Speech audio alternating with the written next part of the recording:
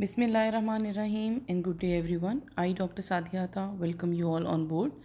In our previous lecture regarding deep bite, we have already studied that what deep bite is, what are the various classifications and types of deep bite, and how can we divide deep bite on the basis of its etiology, that is the skeletal deep bite and the dental deep bite. Today we'll be talking about the management of different types of deep bite. There are various treatment protocols that can be used. Either we can go for the extrusion of molars or the intrusion of incisors, or both extrusion of molars and the incisors of intrusion of incisors can be performed simultaneously. Whereas we can also correct the deep bite by the proclination of incisors, or by expansion, or by the distalization of molars. And as we have already discussed, that the growth pattern is majorly horizontal in cases of skeletal deep bite. Therefore, changing the growth direction can also lead to the correction of deep bite. And in severe cases, orthokinetic surgery can be a treatment modality. Now I'll be discussing these treatment modalities and treatment options one by one, and in which circumstances we are going to perform which type of modality. So first of all, we are going to do the to talk about the extrusion of molars. As we have already discussed, in case of deep bites, it can be either the intrusion of molars or the supraeruption of incisors, or the combination of both movements that can lead towards the development or establishment of a deep bite. So, in which cases we are going for the extrusion of molars? First of all, before planning extrusion, what we need to consider are the growth factors and some of the soft tissue factors. For example, what do I mean by growth factors? Is that if the patient is already having a normal to high vertical pattern of growth, and still he is having some deep bite for that, and that deep bite, the major cause of that deep bite will be definitely a dental deep bite, for example because of the supraeruption of incisors, but the pattern of growth is normal to high angle. In those cases, if we'll be going for the extrusion of molars, it will further worsen the profile of the patient. In those cases, the extrusion of the molars is contraindicated. Whereas, if we consider the soft tissue limitations in the soft tissue paradigms, then we talk about the relationship of the dentition with the soft tissue lips at rest, at smile, and while speech. Therefore, we have to address all these factors as well. For example, if the patient is having a normal incisor stomion, that is a normal incisor show at rest, uh, that is around 1 to 2 millimeters, and some, according to some authors, 2 to 4 millimeters, and complete, almost complete crown show on smile, and in females a slight amount of gingival show is often acceptable. So if the patient presents to you with an ideal smile arc, an ideal gingival display of the incisors, and an ideal incisor stomion, so in those cases, definitely the modality of the treatment will be towards the extrusion of the molars for the correction of deep bite, and will not like to disturb the incisor relationship. But in the cases in which the patient already presents with high vertical proportions, for example downward placement of the maxilla with increased gingival show and increased gingival stomion on rest, which is basically and supraeruption of upper incisors, which is causing a dental deep bite, in those cases definitely the extrusion of molars will not improve the smile aesthetics, and in those cases we'll be considering the intrusion of the incisors. One major contraindication of extrusion of molars is the interlabial gap as well. We have to consider that if the patient is already presenting to you with incompetent lips, for example the lip separation at rest is more than 2 to 3 millimeters, so extruding the molars will worsen the situation, and it will further lead to lip incompetency. So these are certain soft tissue and the hard tissue factors which we have to consider before planning that which type of treatment modalities to be executed. Therefore, extrusion will not be done in high angle cases. Extrusion of molars will not be performed in cases of increased interlabial gap, and extrusion of molars will not be performed in cases where the problem lies in the anterior teeth with supra-eruption of anterior teeth and excessive gingival show. These are all contraindications of extrusions, and we will be doing extrusion of molars in cases which are having a normal to low angle and which are having a perfect smile arc and an ideal incisal Schwann smile. Therefore, talking about the first treatment modality, that is extrusion of the molars, how can we achieve the extrusion of the molar? It can be achieved by either giving a cervical pull headgear or by the use of bite planes or with the help of functional appliances. I'll be discussing them one by one. But in this picture, we can see that this is a cervical pull headgear. Why we call it a cervical pull headgear? Because it is taking support from the neck, and this is the outer bow. The inner bow of the cervical pull headgear is also attached to the molar. Now, what's the difference between a high pull headgear and a cervical pull headgear? In cases of cervical pull headgear, because the force is taken from from this neck strap, the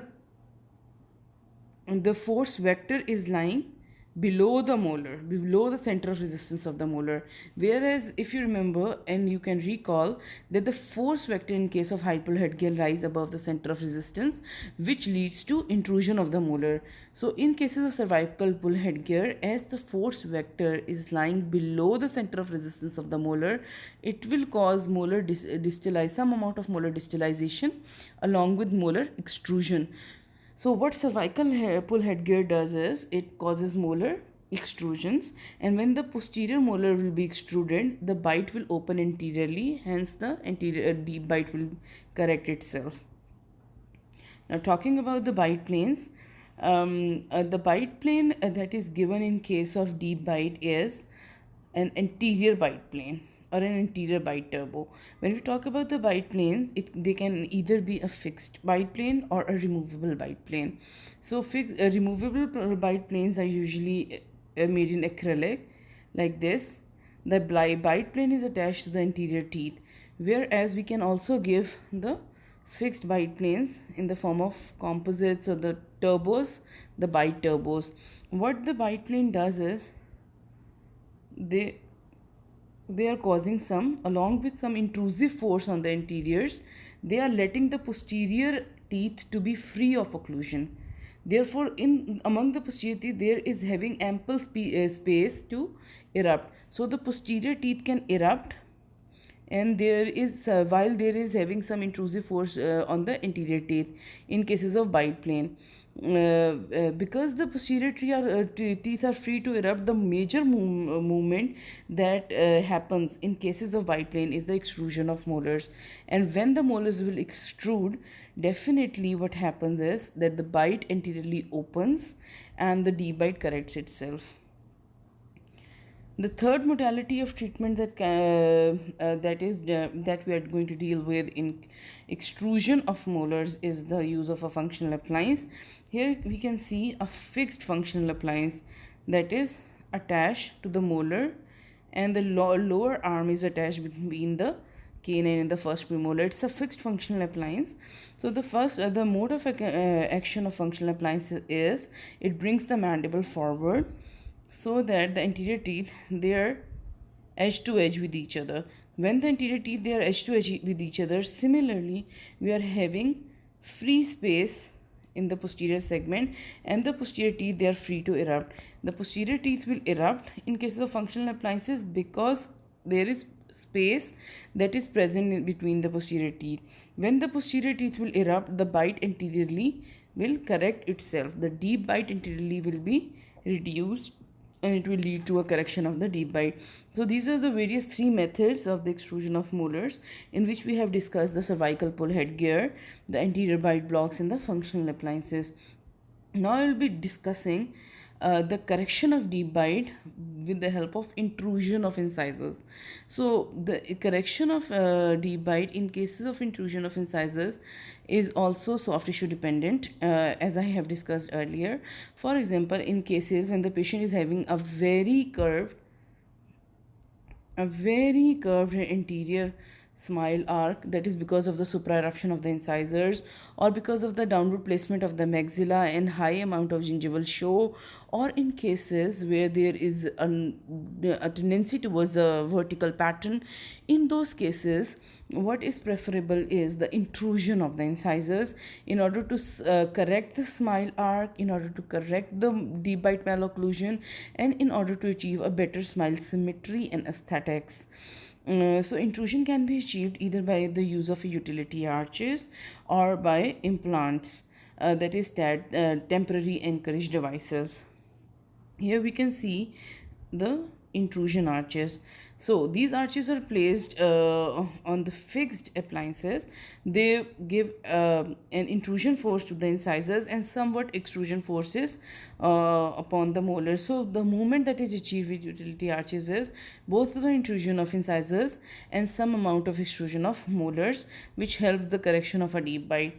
And here we can see that TADs are used for incisor intrusion. These are the TADs which are used for incisor intrusion. So what are the various factors that are need to be considered while placing these TADs or mini implants? So what we need to consider is that the availability of sufficient interdental bone, and there should be less soft tissue irritation and a larger anterior segment. If we need to consider the place where we are going to put the implants in order to intrude the larger anterior segment. Usually the mini implants, in case of anterior intrusion, they are placed between the lateral incisor and the canine. Usually they are placed between the lateral incisor and the canine bilaterally, because this when mini implants are placed in this position and an intrusive force is given to the anterior teeth, it is passing through the center of resistance of the anterior teeth.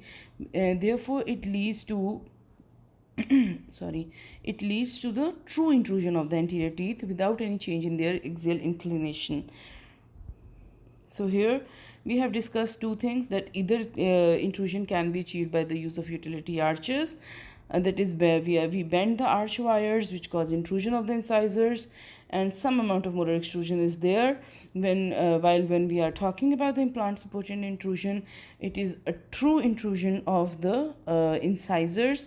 Usually when the implants are placed between the lateral incisor and the canines, it leads to, because this is the center of resistance of the anterior teeth, therefore a true intrusion takes place where without much change in their axial inclination.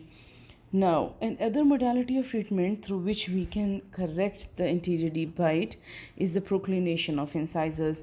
As we can see here, when the incisor is proclined, a decrease in the vertical depth is seen.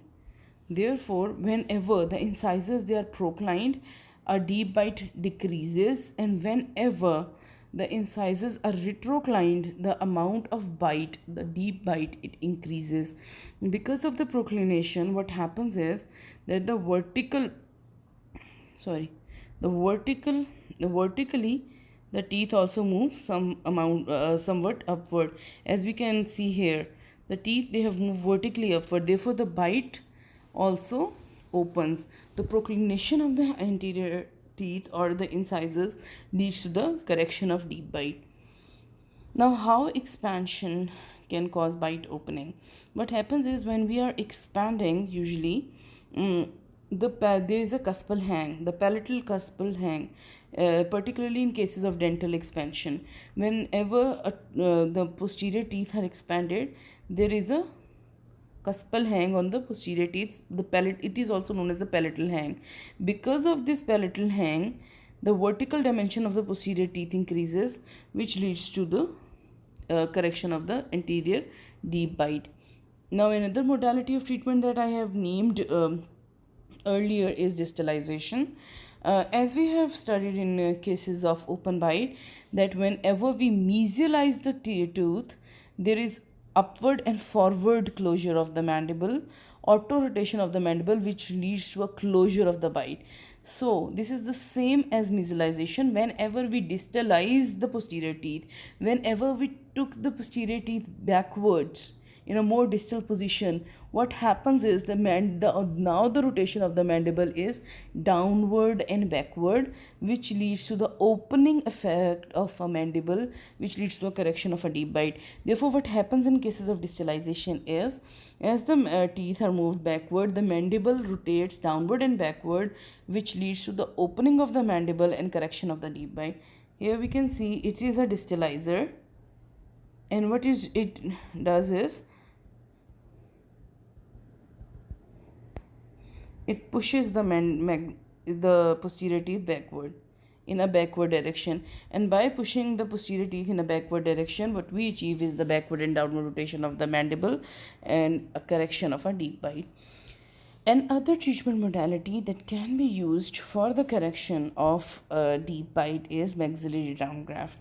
Now we have to consider that in which cases we are going for a maxillary downgraft. Usually maxillary downgraft or the maxillary surgeries, it is a maxillary surgery. It is a surgery in which we are going to treat the jaw.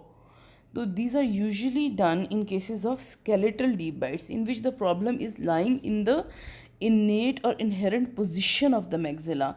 Therefore, maxillary downgraft in cases of deep bite is planned when the deep bite is skeletal in nature, and it is because among the skeletal nature, it is because of the maxilla. The maxilla is deficient in the vertical plane of space, and because of that deficiency, there is a deep bite. So what maxillary downgraft does is it increases the lower third of the face, because whenever the maxilla is put in a downward position, mandible will also auto rotate. It will move downward and backward, which will lead to the correction of a deep bite.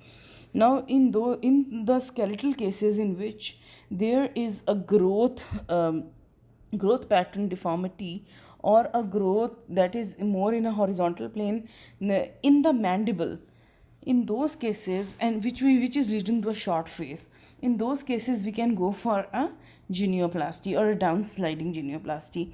As we can see in this patient, that the growth of the mandible is in the horizontal plane, with the chin button which is also established in the horizontal plane, and the lower anterior facial height is decreased because of the horizontal growth of the mandible. In these cases, the chin is placed in a backward and a downward position, which leads to the improvement of the lower third of the face, and it will definitely improve the skeletal deep bite. Therefore, in cases of skeletal deep bite with horizontal growth rotation of the mandible, a down slanting genioplasty is advised. So till now we have discussed the treatment options that we have discussed are the extrusion of the molars, that can be done with the cervical pull head gear, or anterior bite plane or anterior bite turbos, which are fixed appliances, and a functional appliance. When we are going for the intrusion of the incisors for the correction of deep bite, we can either go for the use of a utility arch or implant supported intrusion. Then what other factors can be considered in order to make a deep bite in a more favorable bite position are the proclination of incisors, expansion, the distalization, maxillary downgraft, and we talked about the down slanting genioplasty in cases of short face syndrome. Now, what is the significance of growth in cases of deep bite? The methods which we are using to correct a deep bite, they are considered to be more stable in growing patients. This is because the patient is growing in both the horizontal and the vertical. The jaws of the patient are growing in both the horizontal and the vertical dimension, and we can take the advantage of growth to correct the bite. Therefore, growth plays a very significant role when we are talking about the deep bite, and the patients which are treated in growing stage, the deep bite that is treated is more stable. Whereas in adults, if we talk about the deep bite, its reduction is a very slow process, and it is difficult to predict with certainty. Okay, what will happen in cases of adults? So in cases of adults, usually what we are gonna prefer is the intrusion of the incisors, because the posterior dimension of the face has established itself, and it will not allow for further extrusion or the growth, or further posterior growth. Therefore, in cases of adults, it is more advised to go for prefer the intrusion mechanics as compared to the extrusion mechanics, whereas extrusion mechanics can be done in growing patients, and the results are more of deep bite correction are more stable in case of the growing patients. Now we'll be talking about the retention and stability of deep bite. So correcting and maintaining a deep bite is a real challenge, as I have mentioned earlier, and I have discussed it in the start of the topic that it is one of the most common and one of the most difficult malocclusion to treat. There are certain factors that need to be considered while planning and while planning the retention and stability in cases of deep bite. So there are four factors: the age of the patient, it should be given a consideration, the facial type of the patient, then we'll talking about the molar extrusions and the incisor intrusions, and the interincisal angle. So these four factors are very important whenever we are going to plan retention in cases of deep bite. Number one, if we talk about the age of the patient, then in growing patients, they benefit the most because vertical growth during deep bite correction ensures great stability. As I have mentioned, that the growth tends to increase in the vertical dimension, and which increases the distance between the jaw bases. Therefore, the treatment during this period is more advantageous, because the patient is also having a vertical growth during this growth phase, and the vertical jaws the vertical sorry distance between the jaws is also increasing. Therefore, we can take the advantage of the growth in extrusion. In case of extrusion, for example, we can extrude the posterior molars when the patient is growing, and the jaws, they are also growing in a vertical dimension. Therefore, the extrusion that is achieved during growth will be more stable because of the interocclusal distance. That interocclusal distance is also changing and increasing. Once it has established itself, once the jaws, the vertical growth of the jaws is over, and the interocclusal distance has established itself, if now we are going to plan extrusions, because of certain muscular pressures and pulls, that extrusion is most it is more most it will go into a relapse, and that will cause definitely instability of the correction of the deep bite. So if we talk about the age, in growing patients, the deep bite correction, particularly because of extrusion, is more stable as compared to adults. Now, when we are talking about the facial types, in hyperdivergent facial types, for example, the patients which are having a normal to high angle tendency, it is more favorable to correct a deep bite. Why? Because the patients, they are in cases of hyperdivergent facial profiles, they are usually exhibiting a more favorable reaction to overbite correction than the hypodivergent types. And why it is there? Because the growth in the vertical direction, it lasts longer in the high angle patients.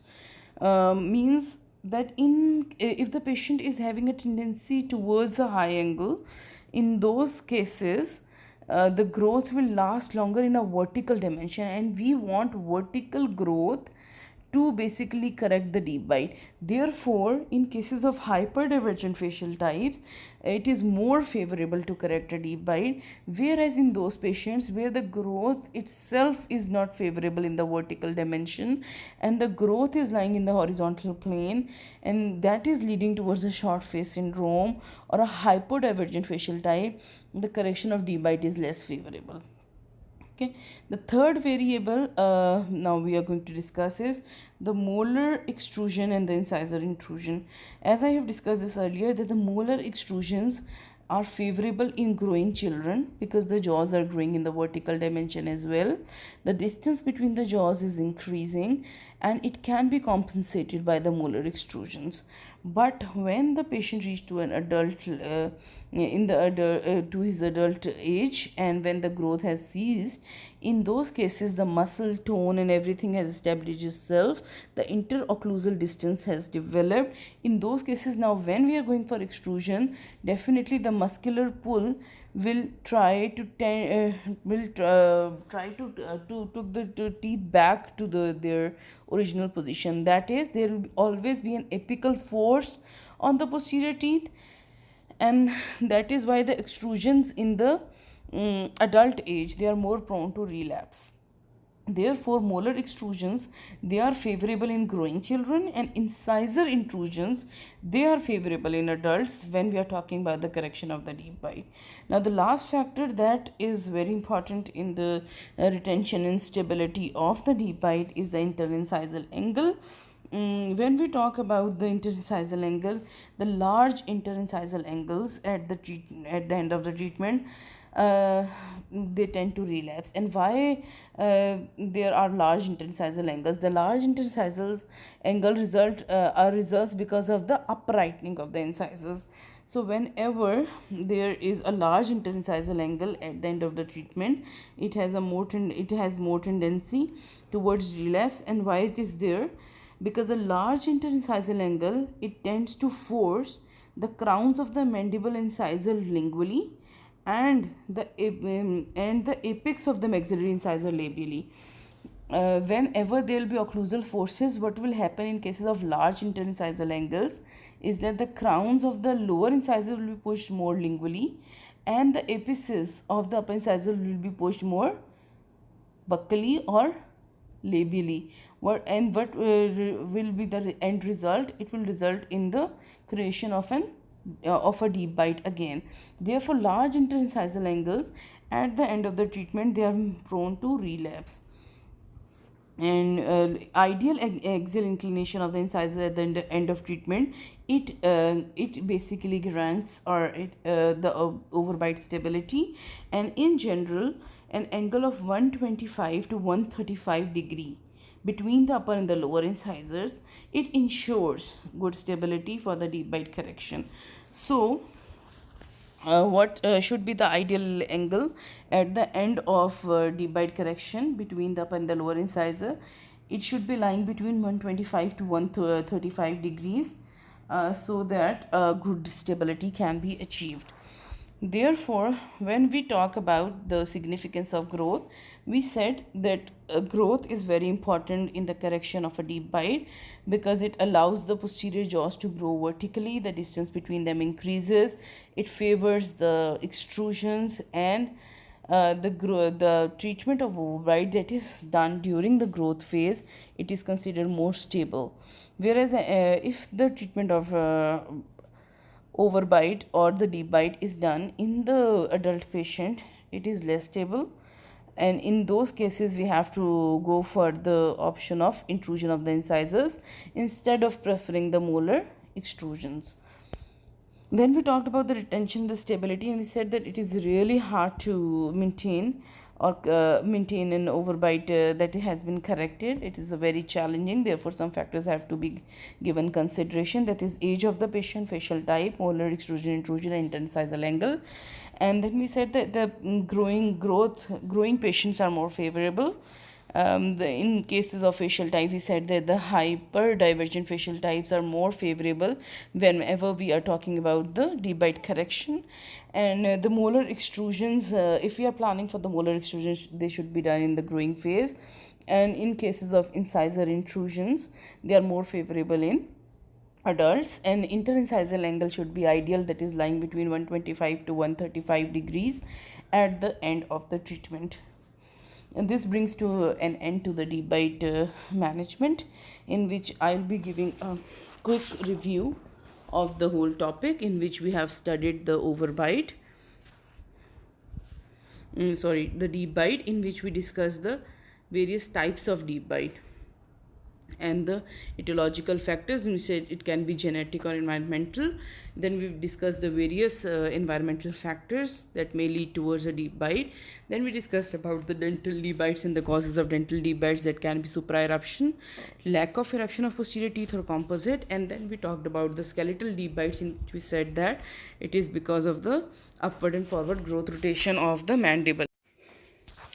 And then we have discussed the clinical features of dental deep bites, which includes the supra-eruption or the infra-eruption of the incisors, supra-eruption of the upper, the lower incisors, and the infra-eruption of the molars. Then we talked about the clinical features of the skeletal deep bite and the differences. Today we talked about the management, in which we said that either extrusion of the molars can be a treatment modality, in which the soft tissue and various skeletal tissue factors have to be considered, or we can be going for the intrusion of incisors. And the combination of both movements can also be used. Then we talked about the proclination of incisors, which decreases the vertical show of the incisors and therefore leads to a correction of the deep bite. Then we talked about the expansion because of the palatal hang of the posterior teeth. The posterior vertical dimension increases, which corrects the deep bite. And then we talked about the distalization, which causes the mandible to rotate in a downward and backward direction and causes the correction of a deep bite. And if we talk about the surgical modalities, then we talked about the orthognathic surgeries that are related either to the maxilla or the mandible. And when we are talking about the orthognathic surgery in case of deep bite in maxilla, that is a maxillary downgraft. And when we talk about the mandible, it is a downward rotation of or back slanting genio. Then we talk about the various retention and stability considerations, in which we said that the age of the patient, facial types, molar intrusion, extrusion, and the interincisal angle should be considered. In which we said that the interincisal angle at the end of the correction should be lying between 125 to 135 for an ideal in a stable deep bite correction. This is all for today and all for the deep bite. I have a message. The take home message is: don't downgrade your dream just to fit your reality. Upgrade your conviction to match your destiny. That's all for today. Thank you so much. Stay home, stay safe, stay blessed, and Allah Hafiz.